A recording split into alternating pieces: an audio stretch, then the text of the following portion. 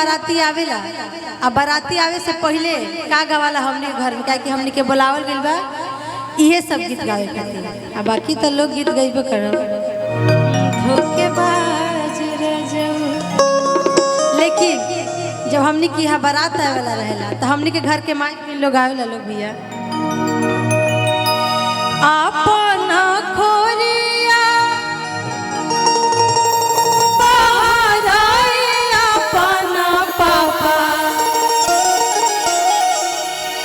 काहे कहे जाता है काहे कि दामाद अवतार दुल्हा दामाद अवतार दुल्हा दामाद अपना खोरिया बहराए अपना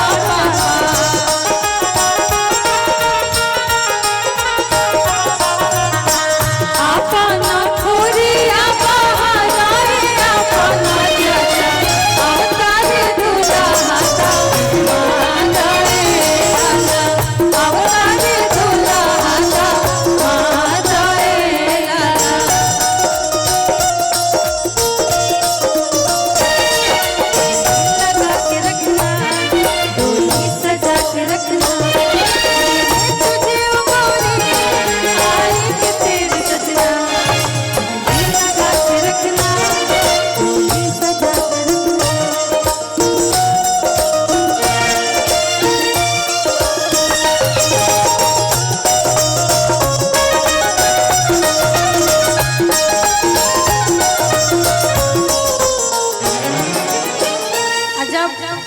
दामाद लोग घरे आवेला लोग तो उ लोग इतनी सा ठाठ बाट बढ़ जाए तो का मांगी ला लोग अपन ससुरारी अइला के बाद खाए के मांगे में पूरी कचौड़ी हो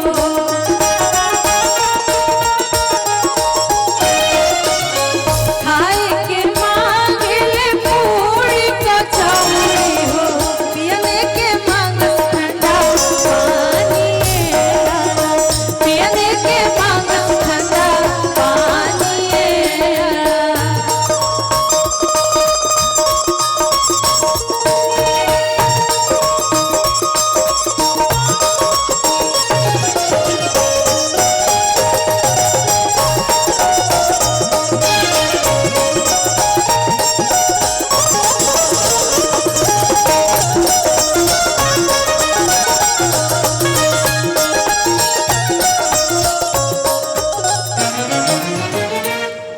चली इहो धुन अच्छा ना खराब ना रहे अच्छे रहे लेकिन इहो तो बात सकत रहे धीरे धीरे हो भसु धीरे धीरे धीरे धीरे हो भसु धीरे धीरे हमरा बड़वा में आइरा भसु धीरे धीरे हमरा बड़वा में आइरा भसु धीरे धीरे हेलो हेलो धीरे धीरे हो भसुर धीरे धीरे हमरा मड़वा में आइहा धीरे धीरे हमरा मड़वा में आइहा भसुर धीरे धीरे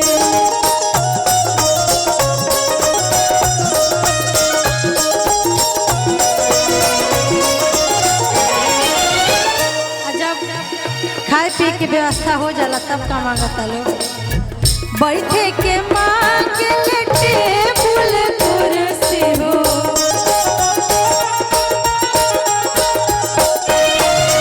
बैठे के मांगे टेबुल कुर्सी हो ए भैया बैठे के मांगे टेबुल कुर्सी आ ससुरारी महिला के बाद दूल्हा के तनी सा भाव बढ़ जाला भले अपन घरे कतनो कमजोर होकर लेकिन ससुरारी में आके तनी सा अपना आप के वीर बलवान कह जाला लोग 30 मार खा समझे लागे ला लोग आ लड़ने के मांगस माए लड़ने के मांगस माए लड़ने के मांगस माए लड़ने के मांगस माए लड़ने के मांगस माए लड़ने के मांगस माए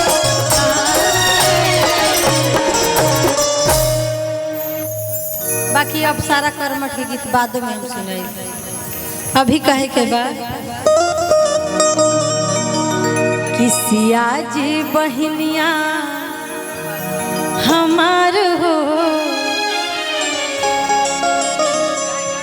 सिया जी बहनिया हमार हो, राम लगे रे पहुनावा। सिया जी बहनिया हमार हो, सिया जी बहनिया हमार हो, राम लगी है पहुनावा। सिया जी बहनिया हमार हो, राम लगी है पहुनावा। लगी है पहुनावा हो, लगी है पहुनावा, लगी है पहुनावा हो, लगी है पहुनावा। सिया जी सिया जी बहनिया हमारे हो, राम लगी है पहुनावा। सिया जी बहनिया राम लगी है पहुनावा।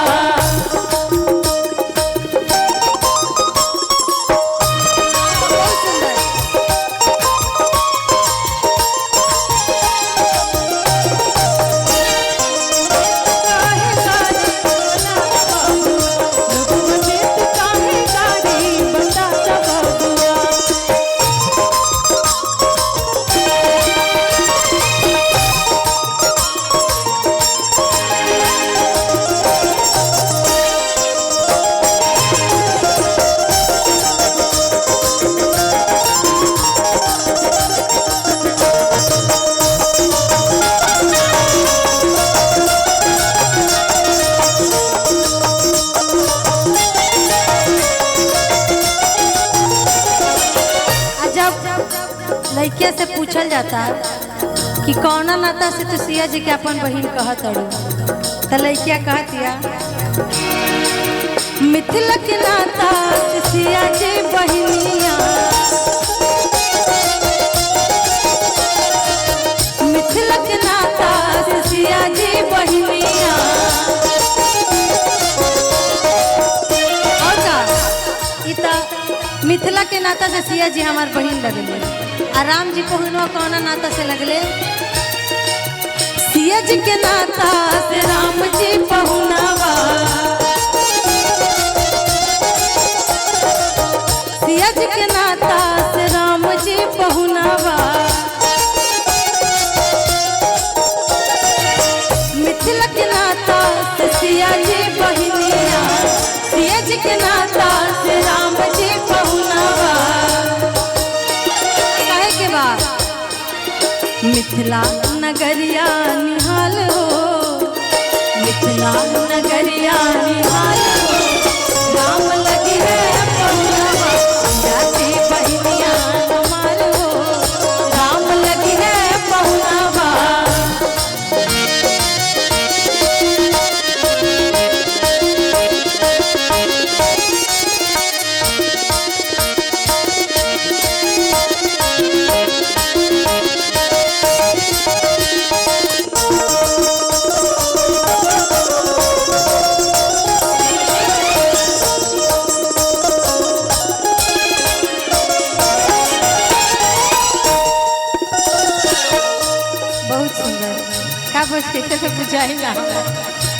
देखिए सब अपन बहन के रूप रंग के बारे में बताते, राम जी के बारे में बताते रहे। सरसों के फूल रंग सिया जी बहनिया, सिया जी हमने के बहुत सुखवार रहे। राम जी कैसन बाड़े? तीसी के फूल रंग राम जी पहुनावा।